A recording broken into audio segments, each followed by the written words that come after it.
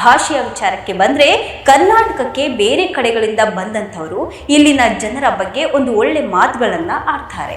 ಎಲ್ಲಿಗೆ ಹೋದ್ರೂ ಅಲ್ಲಿನ ಭಾಷೆ ಸಂಸ್ಕೃತಿಗೆ ಗೌರವ ಕೊಟ್ರೆ ಅದು 10 ಪಟ್ಟು ತಿರುಗಿ ಬರುತ್ತೆ.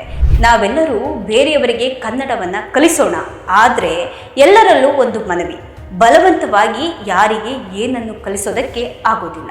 ಯಶ್ ಅವರ ಈ ಹೊಸ ಕನ್ನಡ ಉಳಿವಿನ ಮಂತ್ರ ಕೂಡ ಯಾವ ರೀತಿಯಾದಂತಹ ಪರಿಣಾಮವನ್ನ ಬೀರುತ್ತೆ.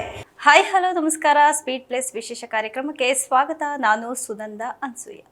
ಸ್ಯಾಂಡಲ್ವುಡ್ನ ರಾಕಿಂಗ್ ಸ್ಟಾರ್ ನಟ ಯಶ್ ಅವರು ಸದ್ಯಕ್ಕೀಗ ತಮ್ಮ ಸಿನಿಮಾ ಕೆಲಸಗಳಲ್ಲಿ ಬ್ಯುಸಿ ಆಗಿದ್ರು. ಇತ್ತೀಚೆಗೆ ಆದಾಯ ತೆರಿಗೆ ಇಲಾಖೆಯ ಒಂದು ವಿಶೇಷವಾದಂತಹ ಕಾರ್ಯಕ್ರಮದಲ್ಲಿ ಪತ್ನಿ ರಾಧಿಕಾ ಪಂಡಿತ್ ಜೊತೆ ಭಾಗವಹಿಸಿ ಕನ್ನಡ ಭಾಷೆಯ ಉಳಿವಿನ ಬಗ್ಗೆ ಅತ್ಯಂತ ಮಹತ್ವದ ಹಾಗೆ ಮೆಚ್ಚುಗೆಯ ಮಾತುಗಳನ್ನ ಆಡಿದ್ದಾರೆ. ಬಲವಂತದಿಂದ ಏನನ್ನ ಕಲಿಸೋದಕ್ಕೆ ಸಾಧ್ಯ ಇಲ್ಲ, ಪ್ರೀತಿ ಮತ್ತೆ ಗೌರವದಿಂದಲೇ ಭಾಷೆಯನ್ನ ಬೆಳೆಸಬೇಕು ಅನ್ನುವಂತಹ ಅವರ ಒಂದು ಕಿವಿ ಮಾತುಗಳು ಎಲ್ಲರ ಗಮನವನ್ನ ಸೆಳೆದಿದೆ. ಹೌದು, ನಟ ಯಶ್ ಪತ್ನಿ ರಾಧಿಕಾ ಪಂಡಿತ್ ಅವರೊಂದಿಗೆ ನಿನ್ನೆ ಅಂದ್ರೆ ನವೆಂಬರ್ 25ರಂದು ಬೆಂಗಳೂರಿನ ಇನ್ಕಮ್ ಟ್ಯಾಕ್ಸ್ ಸ್ಪೋರ್ಟ್ಸ್ ಮತ್ತೆ ರೀಕ್ರಿಯೇಷನ್ ಕ್ಲಬ್ ಆಯೋಜನೆ ಮಾಡಿದಂತಹ ಒಂದು ಕನ್ನಡ ರಾಜ್ಯೋತ್ಸವ ಸಮಾರಂಭದಲ್ಲಿ ಭಾಗಿಯಾಗಿರ್ತಾರೆ.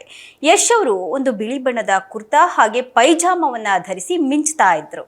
ಇನ್ನು ಈ ಕಾರ್ಯಕ್ರಮಕ್ಕೆ KVN ಪ್ರೊಡಕ್ಷನ್ನ ವೆಂಕಟ್ ಕೋನಂಕಿ ಸೇರಿದಂತೆ ಹಲವಾರು ಗಣ್ಯರು ಹಾಜರಿದ್ರು. ಇದೇ ವೇಳೆ ಗೋವಾ ಮತ್ತೆ ಕರ್ನಾಟಕದ chief commissioner of income tax IRS ಅಧಿಕಾರಿಯಾದಂತಹ ಪ್ರೀತಿ ಗಾರ್ಗ್, ಡೈರೆಕ್ಟರ್ ಆದಂತಹ ಡಾಕ್ಟರ್ ನರೇಂದ್ರ ಕುಮಾರ್ ಹಾಗೆ ಪ್ರಿಸಿಲ್ಲಾ ಸಿಂಗ್ ಸೀಟ್ ಸೇರಿದಂತೆ ಅನೇಕ ಹಿರಿಯ ಅಧಿಕಾರಿಗಳು ಸಹ ಆಗಮಿಸಿದ್ರು.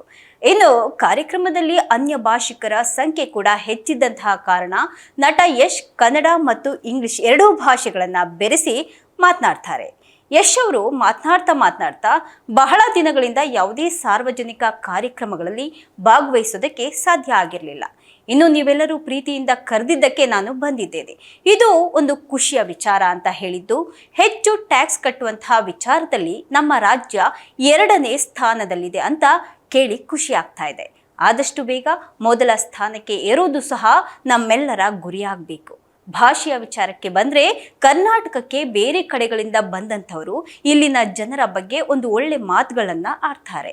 ಎಲ್ಲಿಗೆ ಹೋದ್ರೂ ಅಲ್ಲಿನ ಭಾಷೆ ಸಂಸ್ಕೃತಿಗೆ ಗೌರವ ಕೊಟ್ರೆ ಅದು 10 ಪಟ್ಟು ತಿರುಗಿ ಬರುತ್ತೆ. ಇದನ್ನೇ ಕರ್ನಾಟಕ ಮತ್ತೆ ಕನ್ನಡ ನನಗೆ ಕಲಿಸಿದೆ. ನಾವೆಲ್ಲರೂ ಬೇರೆಯವರಿಗೆ ಕನ್ನಡವನ್ನ ಕಲಿಸೋಣ, ಆದ್ರೆ ಎಲ್ಲರಲ್ಲೂ ಒಂದು ಮನವಿ, ಬಲವಂತವಾಗಿ ಯಾರಿಗೆ ಏನನ್ನು ಕಲಿಸೋದಕ್ಕೆ ಆಗೋದಿಲ್ಲ. ಬೇರೆಯವರು ಕನ್ನಡವನ್ನ ಕಲಿಬೇಕು ಅಂದ್ರೆ ನಮ್ಮ ಸಂಸ್ಕೃತಿ ಮತ್ತು ನಮ್ಮ ಜನರ ಬಗ್ಗೆ ಇರುವಂತಹ ಒಳ್ಳೆ ಮಾತುಗಳಿಂದ ಪ್ರೇರೇಪಣೆ ಆಗಬೇಕು ಅಂತ ಹೇಳಿದ್ದಾರೆ. ಬೆಂಗಳೂರಿಗೆ ಎಲ್ಲಾ ಕಡೆಯಿಂದ, ಕರ್ನಾಟಕಕ್ಕೆ ಎಲ್ಲಾ ಕಡೆಯಿಂದ ಬಂದವರು ಜನಗಳ ಬಗ್ಗೆ ಒಳ್ಳೆ ಮಾತಾಡ್ತಾರೆ. Like even madam was mentioning, I said the weather is good ma'am, and back she wants to settle down, and the people are good. ಎಲ್ಲರಿಗೂ ಕನ್ನಡ ಕಲಿಸೋಣ, ಬಟ್ ಒಂದು ರಿಕ್ವೆಸ್ಟ್, ಬಲವಂತವಾಗಿ ಯಾರು ಏನು ಕಲಿಸಕ್ ಆಗಲ್ಲ. So instead of fighting for other person to learn Kannada, we should make it uncool not to speak in Kannada. ಇನ್ನು rocking star Yash ಅವರ ಈ ಮಾತುಗಳು ಕೇವಲ ಒಂದು ಸಮಾರಂಭಕ್ಕೆ ಸೀಮಿತವಾಗದೆ ಕನ್ನಡ ಭಾಷೆ ಮತ್ತು ಸಂಸ್ಕೃತಿಯನ್ನ ಉಳಿಸಿ ಬೆಳೆಸುವಂತಹ ನಿಟ್ಟಿನಲ್ಲಿ ಒಂದು ಸ್ಪಷ್ಟವಾದಂತಹ ಮೆಸೇಜ್ ಅನ್ನ ನೀಡಿದೆ.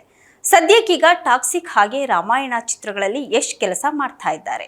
2 ಸಿನಿಮಾಗಳಲ್ಲಿ ನಟಿಸೋದ್ರ ಮೂಲಕ ಜೊತೆಗೆ ನಿರ್ಮಾಪಕರಿಗೆ ಕೂಡ ಕೈ ಜೋಡಿಸಿದ್ದಾರೆ.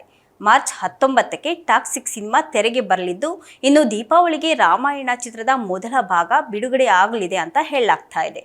ಒಟ್ನಲ್ಲಿ ನಟ ಯಶ್ ಸಿನಿಮಾಗಳಲ್ಲಿ ಬ್ಯುಸಿ ಆಗಿದ್ದು, ಅವರ ಮುಂದಿನ ಚಿತ್ರದ ಬಗ್ಗೆ ಒಂದು ದೊಡ್ಡ ಮಟ್ಟದ ಕುತೂಹಲ ಕೂಡ ಇದೆ. ಯಶ್ ಅವರ ಈ ಹೊಸ ಕನ್ನಡ ಉಳಿವಿನ ಮಂತ್ರ ಕೂಡ ಯಾವ ರೀತಿಯಾದಂತಹ ಪರಿಣಾಮವನ್ನ ಬೀರುತ್ತೆ ಮತ್ತು ಅವರ ಮುಂದಿನ ಯೋಜನೆಗಳು ಏನಾಗಿರುತ್ತೆ ಅನ್ನೋದನ್ನ ಕಾದು ನೋಡಬೇಕಾಗಿದೆ. ಇದಾಗಿತ್ತು ಇವತ್ತಿನ ವಿಶೇಷ. ನಿರಂತರ ಸುದ್ದಿಗಾಗಿ ನೋಡ್ತಾ ಇರಿ ಸ್ಪೀಡ್ ಪ್ಲಸ್ ಕರ್ನಾಟಕ.